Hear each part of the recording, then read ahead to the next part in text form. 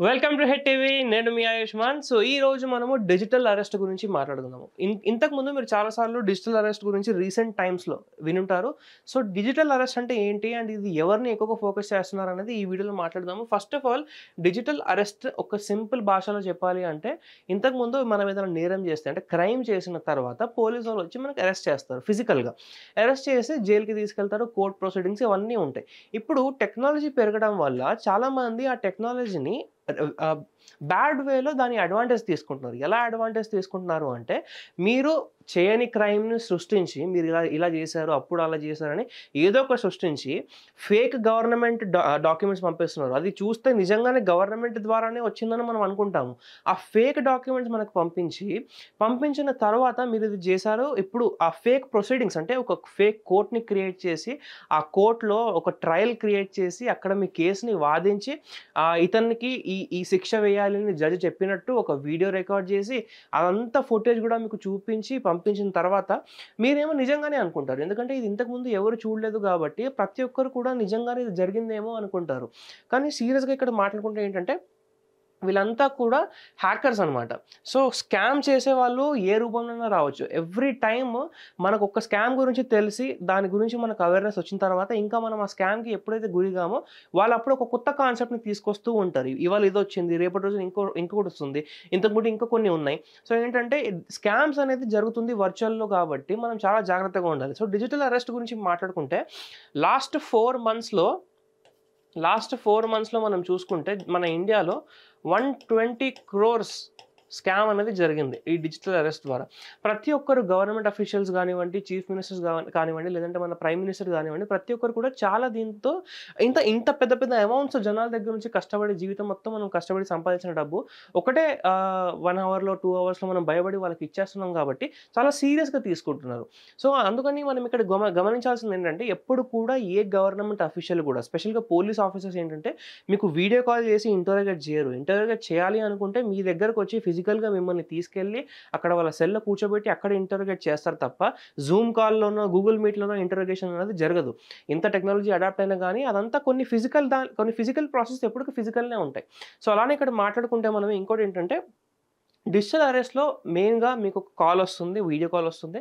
Video కాల్‌లో ఒక వ్యక్తి అఫీషియల్‌గా పోలీస్ డ్రెస్ ఏసుకొని, క్యాప్ పెట్టుకొని అన్నీ అఫీషియల్‌గా చూపిస్తూ మీకు వీడియో కాల్‌లో మాట్లాడతాడు. మాట్లాడిన తర్వాత ఈ కోర్ట్ ప్రొసీడింగ్స్ జడ్జ్ మాట్లాడింది ఇదంతా చూపించిన తర్వాత మిమ్మల్ని నమ్మిస్తారు. అంటే మీరు ఈ నేరం చేయకపోయినా గానీ మీకు ఎక్కడో అక్కడ భయం ఉంటుంది. ఒకవేళ నిజంగానే ఇదంతా బయట పబ్లిక్‌కి తెలిస్తే నా పరిస్థితి ఏంటి? నా పరువు పోతుంది గదా! అని చాలామంది ఎమోషనల్‌గా కూడా ఆలోచించి ఏంటంటే వాళ్ళు ఎంత అడిగితే అంత ఇచ్చేస్తారు. అది అడిగేది కూడా 50,000 లక్ష గాదు. వాళ్ళు అడిగేది కూడా 50,00,000 నుంచి ₹1,00,00,000 వరకు. ఇప్పుడు మన దగ్గర 50,00,000 ఉన్నాయి, ₹1,00,00,000 ఉన్నాయని వాళ్ళకెలా తెలుస్తుంది? మీ దగ్గర ఉంటేనే గదా మీరిస్తారు. లేకపోతే ఎక్కడికెళ్ళిస్తారు? అందుకని చెప్పేసి చాలామంది ఇందులో ఇంకొక సందేహం ఏంటంటే మేబీ బ్యాంక్ ఎంప్లాయీస్ అంటే అందరూ కాదు కొంతమంది బ్యాంక్ ఎంప్లాయీస్ కూడా ఇందులో ఇన్వాల్వ్‌మెంట్ ఉండొచ్చు అని అంటున్నారు. ఇది ఎంతవరకు నిజం అనేది ఇంకా మనకు పూర్తి రిపోర్ట్ రాలేదు, బయట పడలేదు గానీ ఎందుకు బ్యాంక్ ఎంప్లాయీస్ అంటున్నారు అంటే ఒక బ్యాంక్‌లో మనకు ఖాతా ఉన్నప్పుడు, ఆ బ్యాంక్‌లో మన దగ్గర ఒకవేళ 50,00,000 ₹1,00,00,000 ఉన్నాయంటే, మనకు తెలుస్తుంది. మన ఇంట్లో మన ఫ్యామిలీ మెంబర్స్‌కి తెలుస్తుంది. ఇంకా బయట మన ఫ్రెండ్స్‌కి గానీ, చాలా మందికి తెలీదు.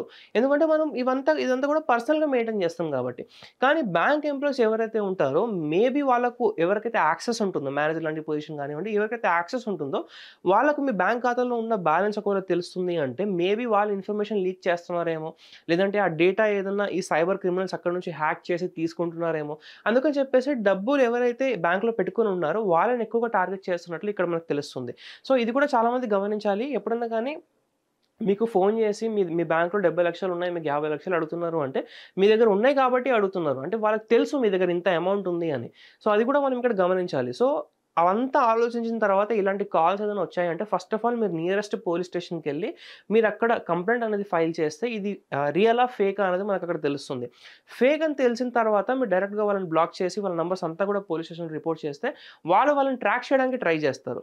చాలామంది మీరు రీసెంట్‌గా ఇన్‌స్టాగ్రామ్‌లో రీల్స్ గాని అది కూడా చూసుంటారు. ఒక్కొక్కసారి ఆ ఫేక్ పోలీస్ ఆఫీసర్ ఎవరైతే ఉంటారో ఒరిజినల్‌గా రియల్ పోలీస్ ఆఫీసర్‌ని కూడా కాల్ చేసి స్కామ్ చేయడానికి ట్రై చేస్తాడు. ఎప్పుడైతే ఆ real police officer video on చేస్తాడో అరే! ఇతను కూడా పోలీస్ ఆఫీసర్ అని అప్పుడు తెలిసి వాళ్ళు కాల్ కట్ చేయడం గాని, షాక్ అవ్వడం గాని జరుగుతుంది.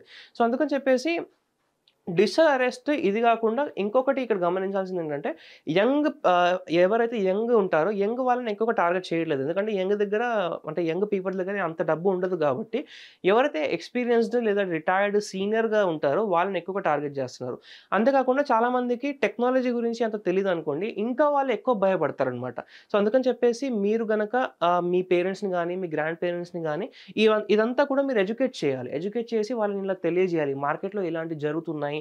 మీరు జాగ్రత్తగా ఉండాలి. ఇలాంటి కాల్స్ ఏదైనా వస్తే ఫస్ట్ ఆఫ్ ఆల్ నన్ను మీరు ఇంటిమేట్ చేస్తే, మీరు అప్పుడు యాక్షన్ తీసుకోవచ్చు అనమాట. పోలీస్ స్టేషన్ వాళ్ళని తీసుకెళ్ళి ఇదంతా రిపోర్ట్ రాపించి, ఇంకా ఈ యొక్క ప్రాసెస్‌ని ఫర్దర్‌గా తీసుకెళ్ళే ఛాన్స్ ఉంటుందనమాట.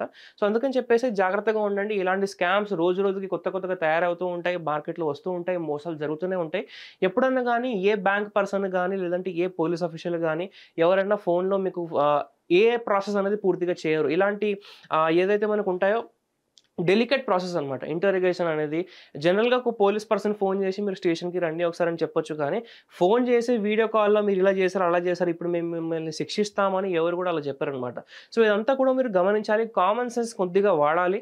అండ్ ఇలాంటి స్కామ్స్‌తో కొంచెం జాగ్రత్తగా ఉండాలి. So, stay tune. మన హిట్ టీవీ చూస్తుండండి. వీడియోని లైక్ చేసి ప్రతి ఒక్కరితో షేర్ చేయండి. Thank you. Hit TV app ని డౌన్లోడ్ చేసుకోండి. ఇందులో short news, live news, entertainment movies అన్ని అవైలబుల్ గా ఉన్నాయి. Please download Hit TV app. Hit TV app. Hit TV యాప్ని ఫ్రీగా డౌన్లోడ్ చేసుకోండి.